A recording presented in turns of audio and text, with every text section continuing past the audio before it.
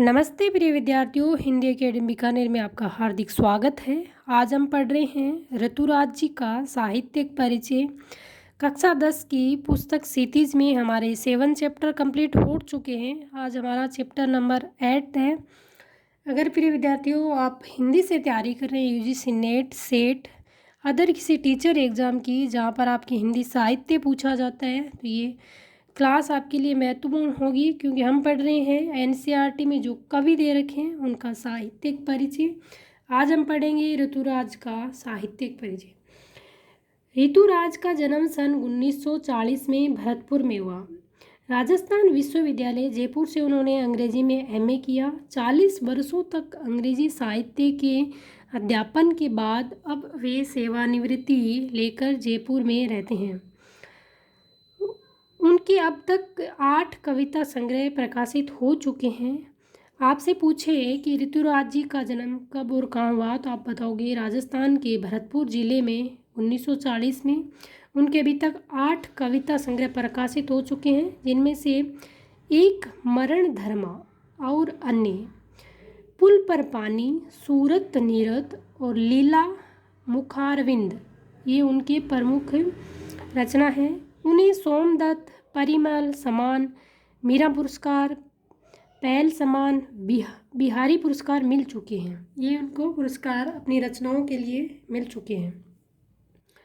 मुख्य धारा से अलग समाज के हाशिए के लोगों की चिंताओं को ऋतुराज ने अपने लेखन का विषय बनाया। यहाँ पर क्या है, मुख्य धारा से अलग, जो समाज से कट चुके हैं, समाज की धारा से अलग हो चुके हैं, समाज के हाशिए के लोगों की चिंताओं को ऋतुराज ने अपने लेखन का विषय बनाया। उन लोगों को जो समाज से कट चुके हैं, उनकी चिंताओं पर उन्होंने रचनाएं लिखी।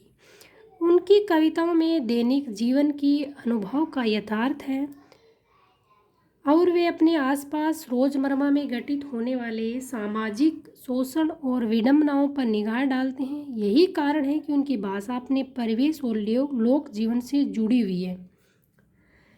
यहाँ पर उनकी जो कविता दे रखी है कन्यादान, कविता में माँ बेटी को स्त्री की परंपरागत आदर्श के रूप से हटकर सीख दे रही है। एक माँ है जो बेटी को स्त्री के परंपरागत जो आदर्श से हटकर सीख दे रही है। कवि का मानना है कि समाज व्यवस्था द्वारा स्त्रियों के लिए आचरण संबंधी जो प्रतिमान गढ़ लिए जाते हैं, वे आदर्श के मुलमे में बंधन होते हैं। कोमलता के गौरव में कमजोरी का उपहास छिपा रहता है। लड़की जैसा न दिखाई देने में इसी आदर्शीकरण का प्रतिकार है। बेटी माँ के सबसे निकट और उनके सुख दुख की साथी होती है, इसी कारण उसे अंतिम पूंजी कहा जाता है। कविता में कोरी भावुकता नहीं, बल्कि माँ के संचित अनुभवों की पीड़ा की प्रामाणिकता विवेक है। इस छोटी सी कविता में स्त्री जीवन के प्रति ऋतुराज की जो गहरी संवेदनशीलता व्यक्त हुई है, उसी के बारे में बताया गया।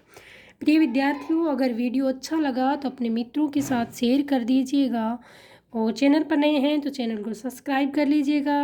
जय हिंद, जय भारत।